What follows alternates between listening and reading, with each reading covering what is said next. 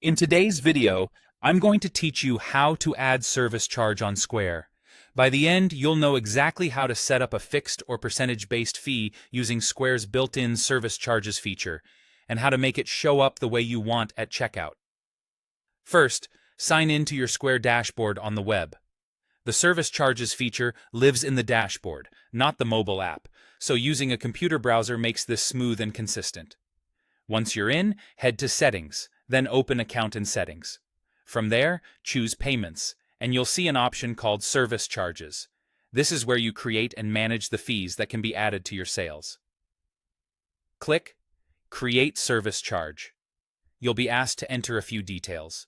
Start by giving the charge a clear, customer-friendly name, such as service fee or handling charge. Clear labeling helps your team pick the right charge at checkout and keeps your receipts transparent for customers. Next, choose whether the charge is a fixed amount or a percentage. A fixed amount adds the same value every time, useful for things like a flat handling fee. A percentage scales with the sale total, common for service charges that align with the size of the transaction. For example, a 5% service charge on a $100 sale adds $5. On a $40 sale, it adds $2. Pick the option that best fits your pricing policy. If you operate more than one location in Square, select which locations this charge should apply to. This keeps multi-location setups organized and prevents the wrong fee from appearing where it doesn't belong. You'll also see tax settings for the charge.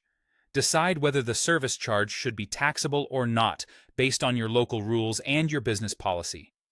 If you're unsure, check your existing tax setup so the charge calculates correctly alongside your sales tax.